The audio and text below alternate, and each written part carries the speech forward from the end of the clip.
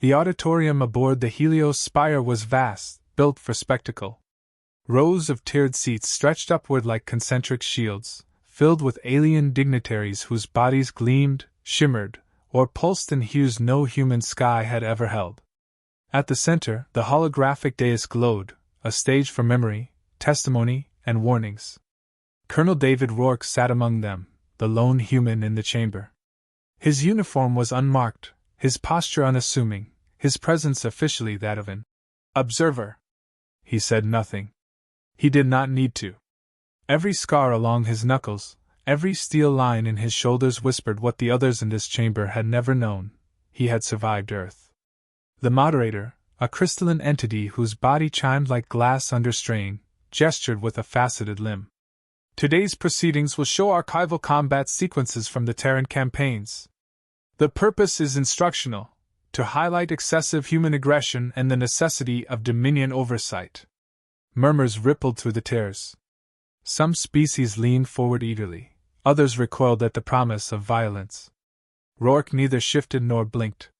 He'd heard it before: humans reduced to exhibits, their history fed through alien mouths. The lights dimmed. The first images flared into being. Footage of fire. The recording was old, but the brutality was timeless. It showed New Berlin's defense lines, barricades of steel and sand, humans in battered armor firing into swarms of Dominion troops. The holograms magnified the chaos: men and women screaming, weapons overheating, explosions turning avenues into firestorms. One alien, a diplomat with translucent skin, clicked its mandibles in distaste. Primitive. They fired without regard for collateral, destroying their own dwellings. Another, scaled and horned, gave a low growl of approval. Yet efficient. Casualties inflicted at ratios exceeding expectation. The crystalline moderator adjusted the feed. A new scene unfolded: orbital footage of Terran fighters launching against Dominion cruisers. Human pilots drove craft straight into enemy hulls when ammunition ran dry, detonating reactors in suicidal bursts of light. Gasps scattered across the chamber. Some species recoiled in horror, others stared with fascination. Rourke's jaw tightened. He remembered those pilots. Names etched into memory, not statistics on a screen. The whispering audience. The aliens' voices grew sharper, overlapping commentary turning the chamber into a hive of judgment. Madness. They destroyed themselves willingly. Unacceptable tactics. Such feral resolve destabilizes order. Remarkable, no species fights extinction with such hunger. Through it all, Rourke remained motionless. But his silence was not submission, it was coiled restraint. He knew when to speak, and more importantly, when to wait. The footage shifted again, ground-level recordings of the siege of Mumbai. A Dominion Titan, 50 meters of armored monstrosity, marched through crumbling towers. Human infantry swarmed its legs with explosives, crawling through fire and falling debris. One soldier, burning, leapt onto the Titan's chest to slam a charge directly into its core. The detonation took them both. The chamber gasped again. The moderator's voice rang out, crystalline and cold. You see, humanity's resistance was not noble. It was deranged. They fought as if death were currency. They resisted inevitability with chaos. This is why their civilization collapsed, why supervision was required. The human model is unsustainable. Rourke speaks. The words slid like knives. For the first time, Rourke shifted. Slowly, deliberately, he rose from his seat. The movement silenced the whispers. Even those who despised humanity leaned back as though sensing something sharp had stepped into the open. His voice was low, scarred by gravel, but it carried. You call it deranged. I call it duty. The moderator froze mid-gesture. The chamber stilled. Rourke stepped down the tier, boots echoing in the silence. He kept his gaze fixed on the holographic images, the burning cities, the men and women charging into fire. His words cut evenly, without ornament. They weren't throwing their lives away. They were buying time. Every charge, every crash, every so-called suicide was a coin spent for another heartbeat, another breath for someone else to make it out alive. You call that madness? I call it the purest form of courage this galaxy has ever seen. A ripple of unease spread through the audience. Some watched him with wide eyes, others hissed in anger. Rourke stopped at the base of the dais. His shadow cut across the holograms. He looked up at the moderator, eyes cold steel. Earth didn't fall because we were weak. It fell because we were outnumbered 100-1. And even then, he raised a scarred hand toward the frozen image of the Titan's destruction. We made them bleed for every street, every step. Confrontation. The crystalline moderator's body chimed louder, edges fracturing with agitation. Your words prove our point. Recklessness disguised as valor. Humanity refused to submit to logic. You would rather perish than yield. Rourke's stare was unwavering. You're damn right. Gasps, whispers, a hiss of disapproval. But also, faintly, tones of respect from a handful of throats. The horned delegate who had growled earlier leaned forward. And yet, he survived. Another delegate clicked its tendrils and thought. If such ferocity can be turned. The moderator raised its voice, sharp as shattering glass. Human defiance is contagion.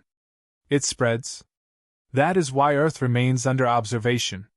That is why humanity will never again command fleets.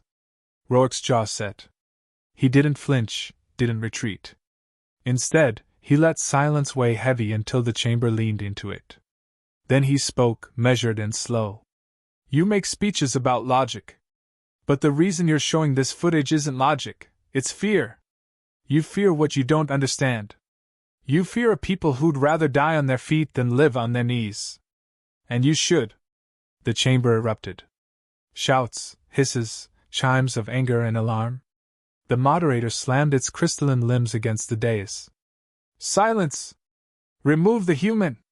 But no guards moved. Many delegates were still staring at Rourke, some with disgust, others with a dawning recognition. He had shifted the air.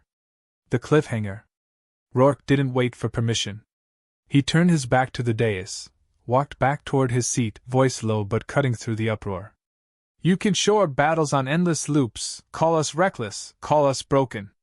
But every time you play those images, every time you remind this chamber of how humans fought, you're not teaching them weakness. You're teaching them what real resistance looks like. He sat down, arms folded, eyes forward. The uproar only grew. The moderator's voice cracked with fury. This is precisely why humanity must remain shackled. They cannot be allowed to rise again. But across the chamber, the horned delegate rose slowly, voice deep and deliberate. Or perhaps, this is why we cannot fight without them. The chamber fell into a stunned silence. Rourke said nothing more. He only let the images of Earth's battles hang in the air, undeniable, unerasable. And in that silence, the seeds of something dangerous, something new, began to take root.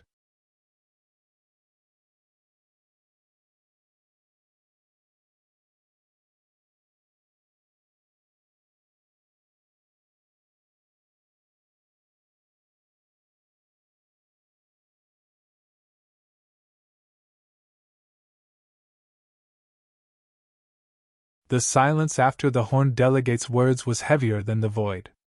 100 alien eyes, compound and singular, bioluminescent and mechanical, turned toward him. The chamber had become a crucible, one spark away from either consensus or collapse.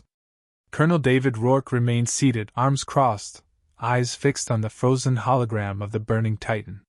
He didn't need to say anything. His silence pressed harder than a scream, daring the chamber to admit the truth they had just glimpsed. Humanity had not broken. Humanity had fought like fire itself. The crystalline moderator struck the dais again, shards splintering from its arms with each impact. This assembly does not entertain romantic delusions. Humanity's savagery is infection. If you allow it to spread, it will consume everything you've built. The horned delegate, General Karzul of the Rovan clans, rose higher, his bulk casting a shadow across 3 tiers of seats. His scales gleamed iron-gray, horns curling like blades. His voice rolled like thunder. I fought alongside Dominion warbands in the Scylla corridor. I know how they burn worlds. Yet still, humans made them bleed. You fear them because you know the truth. No other species fights like this. An insected diplomat hissed, mandibles clattering. They are reckless vermin, not warriors. To valorize their chaos is to invite annihilation. Karzel leaned forward, teeth bared. To ignore what they are is to invite defeat. Murmurs surged again, this time split. Some delegates hissed in agreement with the moderator, others rumbled assent to Karzel. The chamber was fracturing in real time. Pressure mounts. Rourke finally spoke, voice even, unhurried. You're arguing over whether humanity is dangerous. You're both right. We are. The difference is what you do with it. Eyes snapped toward him again. He didn't rise this time. He let his words do the climbing. You can cage a fire, smother it, let it die in ash. Or you can aim it. Harness it. Put it where it hurts your enemies most. The Dominion didn't glass Earth because we were weak. They glassed Earth because they couldn't afford what would happen if we were given time. The moderator's crystalline body trembled. Lies. Humanity resisted because extinction gives no choice. Desperation is not strength. Rourke's eyes hardened. You've never had your home turned into ash around you. You don't know the difference. The wound exposed. The hologram shifted again, unbidden. A scene from the fall of London. Dominion troops breaching the underground, civilians arming themselves with scavenged rifles, children ferried through tunnels under fire. The chamber went quiet again, unwilling witnesses to sacrifice carved in grainy footage. Marauders flooding in. A human veteran throwing himself into the choke point with only a blade. Another detonating a charge while holding Dominion reinforcements at bay with his bare hands. Even alien eyes, accustomed to war, flickered at the sheer relentlessness. Rourke broke the silence. His voice was lower now, stripped of any veneer. That was my unit. A tremor rippled through the chamber. He continued steady but heavy. 40 men and women. Every one of them dead. Every one of them knew it was coming when they picked up their rifles. They didn't break. They didn't run. They gave me the chance to walk out alive. And now you sit here, pointing claws and crystals, debating whether that kind of loyalty is madness. You're damn right it's madness. But it's ours. The first shift. Karzel slammed a fist against his console. The Rovan clans will not ignore this. If humanity's veterans still breathe, I want them on my lines when the Dominion comes again. The insectoid delegate shrieked. Blasphemy! To arm them again is to doom us all! Rourke leaned back in his chair, calm amidst the storm. Doom comes whether you arm us or not. The Dominion doesn't stop. You know it. They're building, always building. You can hide behind walls and councils until the end. Or you can fight with the only species that ever made them choke. The moderator's voice cracked, each word like breaking glass. You would have this chamber believe humanity is a weapon. Weapons must be controlled. And weapons break their masters. Rourke met its gaze with iron. Then maybe you've never held the right weapon. Splinters in the chamber. The debate turned savage. Voices collided, arguments spiraled into open accusations. Some delegates demanded tighter control, others shouted for immediate conscription of human survivors into their militaries. And beneath it all, a new current grew, a dangerous acknowledgement. Humanity could not be dismissed as a relic. Humanity was a resource. A risk. A fire to be wielded, or extinguished before it spread. Rourke caught Karzel's eyes across the chamber. The general gave a slow nod, one soldier recognizing another. Cornered. The moderator finally snapped. Enough! Humanity's witness has tainted this session. Colonel Rourke, you are hereby confined to custody until further deliberation. Guards, tall, armored, faceless, moved down the tiers. The chamber roared with conflicting voices, some in protest, others in approval. Rourke stood slowly, deliberately as the guards approached. He didn't resist. His voice, however, cut through the din with surgical clarity. You can put me in a cell. You can call Earth a grave. But you can't erase what you just saw. And you can't unhear what I've told you. Deep down, you know it's true. The guards halted, uncertain, caught in the chamber's divided atmosphere. Karzul bared his teeth, his voice thunderous. "Touch him, and the clans will walk from this assembly. I will not see a warrior silenced while cowards argue philosophy." The chamber spiraled into chaos again, crystal tones clashing against guttural roars, hisses against growls. The moderator screamed for order, but the fracture had already opened. The cliffhanger. Through the uproar, Rourke remained steady, eyes sweeping the chamber. He had come as an observer, a relic himself. But now, cracks had formed in the great facade of alien consensus. He leaned close to the nearest guard and spoke low enough only they could hear. "Remember what you saw. When the Dominion comes, remember who stood their ground." The holograms above flickered back to scenes of Earth's last stands, ghosts replaying their final moments in endless loop. The chamber was no longer unified. It was a battlefield waiting for its first shot. Rourke lowered his head, hiding the faintest hint of a smile. The galaxy had just remembered what humans were. The guards closed in around Colonel Rourke, their armor gleaming under the cold light of the chamber. He didn't fight them, he didn't need to. The chamber itself was already fighting for him. Delegates shouted across tiers, their voices clashing like blades. Crystalline tones shrieked for order, insected diplomats hissed for restraint, and General Karzul's rumbling defiance cut through it all. Rourke let the chaos build. He knew the lesson of every battlefield. Sometimes you didn't need to fire the first shot. Sometimes all you had to do was stand, and let the enemy's fear ignite the rest. The vote that never was. The moderator raised its faceted arms, voice like glass under strain. "This chamber will not be poisoned by human defiance. Effective immediately, the Terran specimen is confined. A vote will decide humanity's permanent restriction." Before the declaration settled, Karzul slammed a clawed fist into his console. Sparks showered as the device cracked under the blow. "No vote is needed. The Rovan clans withdraw. If you will not face the Dominion with fire, then rot in your cowardice." Shock rippled through the tiers. Withdrawal meant fracture, and fracture meant weakness. The assembly had never lost a major power before. Another delegate, from the aquatic MYRR, lifted a translucent hand. Her voice rippled like water over stone. "The clans are rash, but the general speaks truth. Dominion fleets grow. We have seen their patrols near our moons. Perhaps the humans' defiance is necessary." The moderator's body rang like shattering crystal. "You would unleash them? After what you just witnessed?" Rourke finally spoke, his voice even and unhurried. "You keep calling us a threat. Maybe that's exactly what you need." The prison corridor. The guard seized his arms. This time he let them move him, herded through the high doors into the cold steel of the holding corridors. The noise of the chamber dulled behind him, replaced by the hum of containment fields. One guard, taller than the rest, kept his grip iron tight on Rourke's shoulder. But the man felt the tension in it, the hesitation. The seed had been planted even here. "You were there, weren't you?"